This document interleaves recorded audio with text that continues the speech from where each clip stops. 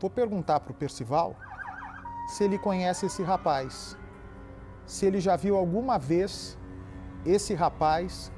Cadê ali o vídeo? Pode voltar lá, na imagem dele chegando na delegacia. Olha aí, tá dentro desse carro. Esse rapaz que você tá vendo, Percival, agora, que a polícia prendeu, essa é a verdadeira imagem do homem que mandou um buquê com bomba para a ex-mulher de presente. Tá lembrado, Percy? Estou lembrado, isso aconteceu na zona norte de São Paulo, no bairro da Casa Verde. A mulher recebeu em casa algo que aparentava ser uma declaração de afeto, de carinho, de amor, um buquê de flores com alguns bombons, mas na verdade aquele era um artefato muito bem montado, feito de maneira bastante dissimulada. Nem sequer foi acionado remotamente, não foi acionado à distância. Foi um dispositivo montado para explodir exatamente quando fosse aberto. E foi o que aconteceu. Quando o buquê foi aberto, houve a explosão. E a mulher que estava em casa foi atingida, ficou ferida gravemente, foi hospitalizada, houve uma destruição no compartimento da casa, e esse aí, que parecia um galã afetuoso e romântico, na verdade era o autor de um atentado à bomba, Bate. Agora, tá dizendo aí na frase que ele confessou o que fez. Que ele não... Será que ele demonstrou arrependimento? Não sei, eu acho difícil. Esses caras aí não devem ter demonstrado arrependimento nenhum. Eu vou dar meu recado de 30 segundos, não é intervalo, é um recado de 30 segundos e a reportagem entra colada.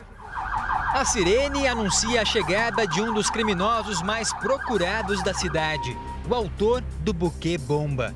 Eduardo Lazarém, de 50 anos, está algemado no banco de trás da viatura descaracterizada. O ex-companheiro da vítima é levado para a delegacia, local que tentou evitar a todo custo. No começo da investigação, enquanto era considerado apenas um suspeito, Eduardo, por intermédio de um advogado, mandou avisar que iria se apresentar aqui na delegacia para prestar todos os esclarecimentos, responder a todas as questões. Mas não foi isso que aconteceu. O criminoso preferiu fugir. Ficou quase um mês tentando se esconder da polícia, até que foi encontrado. As equipes de investigação aqui de Francisco Morato descobriram que Eduardo poderia estar frequentando alguns locais não muito longe da cidade, na zona norte da capital paulista. E uma campana que durou 10 dias foi montada pelos investigadores.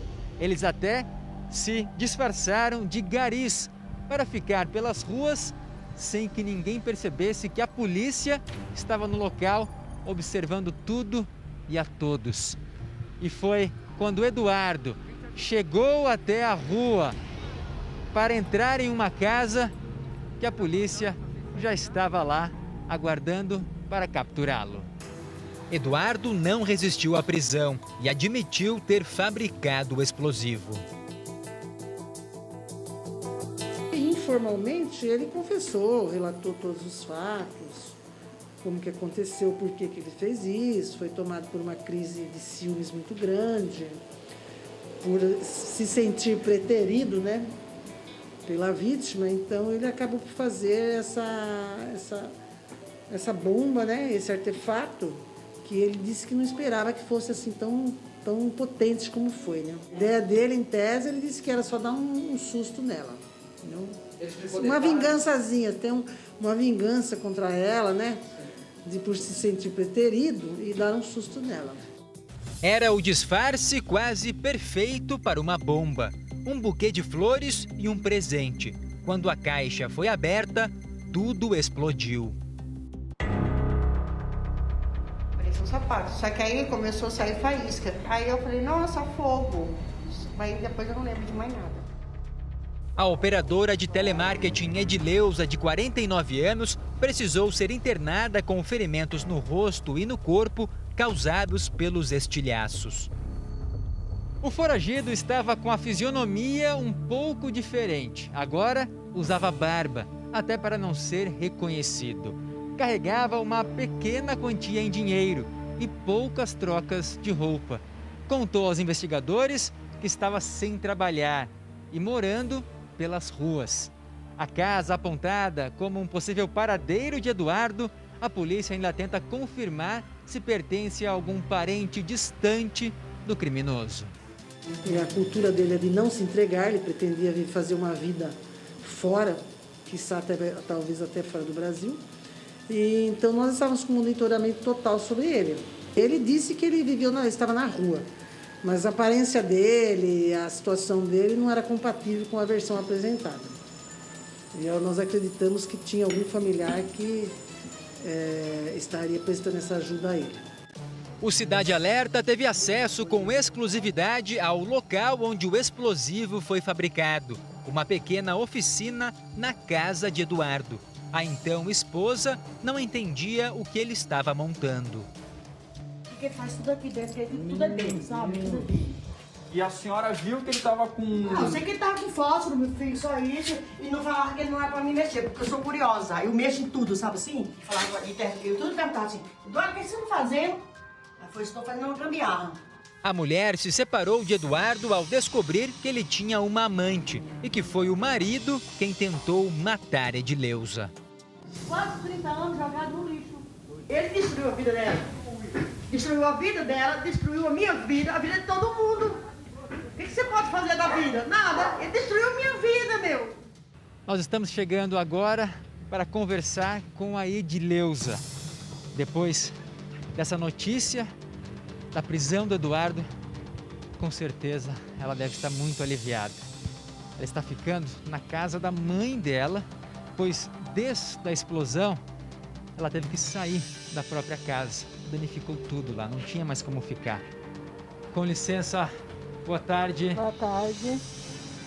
Foi uma noite bem dormida, pelo menos, com essa notícia. Foi. Durante esse mês foi a primeira noite que eu dormi de verdade. Como é que estava o medo, a apreensão de que ele pudesse voltar? O medo estava muito grande, muito grande. Eu não conseguia sair no quintal, eu não conseguia ir no portão. Se eu escutasse barulho de moto, de carro, eu já ficava bem apreensiva. Muito, muito medo o tempo inteiro. Não só por mim, pela minha família, por ele saber onde meus netos moravam, meus filhos. Então, o medo, de repente, ele não conseguir chegar a mim e pegar um dos meus filhos, fazer alguma coisa com os meus filhos para me atingir. A sua casa, como é que ficou? Você não pode voltar mais, está inabitável. Não, quando eu saí do hospital, minha casa estava destruída e eu já vim morar com a minha mãe, né? E a gente até está fazendo uma vaquinha virtual, né? Nós estamos fazendo uma vaquinha virtual para mim recomeçar. Para mim recomeçar, que agora que ele foi preso, eu preciso recomeçar, porque eu não estou trabalhando, né? Eu trabalho de telemarketing, com o ouvido desse jeito, porque eu não estou ouvindo do lado direito, do lado esquerdo eu estou ouvindo muito pouco. Você perdeu toda a audição do lado direito? Eu escuto, tipo assim, 2%. É muito então, pouco. Quase nada. E eu trabalho com telefone. Então, para mim, né? E do lado esquerdo eu escuto pouco. Olha, você fez assim, dá pra ver, olha aqui, ó, na sua mão. A minha mão, no braço. Aqui onde vocês estão vendo essas marquinhas na minha mão, isso daqui foram pedaços de vidro e de pauzinhos que a gente tirou. O meu dedo, aqui, ele abriu todo o meu dedo. Foram 8 pontos. Foi um corte grande. Eu tomei ponto na boca, aqui. Eu tive a minha vista do lado direito foi afetada. Eu vejo, mas com uma nata assim, eu não tenho totalmente a visão do lado direito. Queimou sobrancelha, cílios, tudo, queimou bastante o meu rosto, os meus braços, né? Eu ainda estou com queimaduras na barriga ainda abertas. Você ainda tem pesadelos com aquele momento da explosão? Eu assusto muito com barulho. Então, vamos supor, se alguém deixa cair uma tampa perto de mim, eu já assusto muito. Se buzinam, faz um barulho forte de moto, qualquer barulho assim, muito forte, eu assusto muito. Na época do atentado, Edileuza e Eduardo já estavam separados. O relacionamento durou cerca de 1 ano, até ela decidir terminar, justamente por descobrir que o então companheiro não estava separado como afirmava. Apenas um dia antes de ser detido, o criminoso fez novas ameaças à ex-companheira.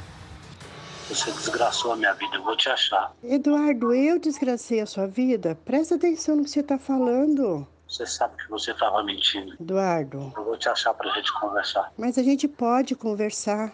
Eu que devia estar com raiva de você, eu que devia estar, sabe?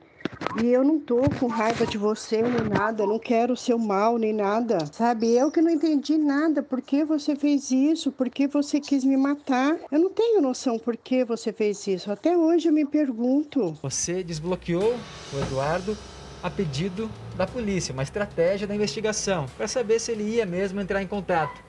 No dia que você desbloqueou, o que aconteceu? Ele me ligou. No mesmo dia que eu desbloqueei, ele me ligou, só que na hora eu fiquei muito nervosa, muito nervosa. Eu não consegui responder, eu não consegui falar e eu já estava instruída para gravar a ligação. E eu fiquei tão nervosa e eu também não sei gravar no celular.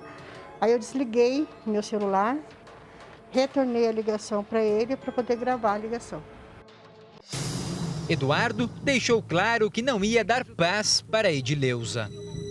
Por que tanta maldade? Por que você quis fazer isso? Eu não consigo entender. Eu não te fiz mal nenhum. Quer me rastrear? Não precisa, eu te acho. As ligações faziam parte de um plano da polícia para atrair o criminoso, mas os investigadores chegaram até ele antes.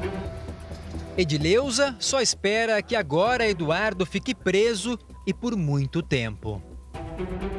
Agora, com ele preso, você falou que precisa tocar a sua vida, né? Precisa voltar ao normal.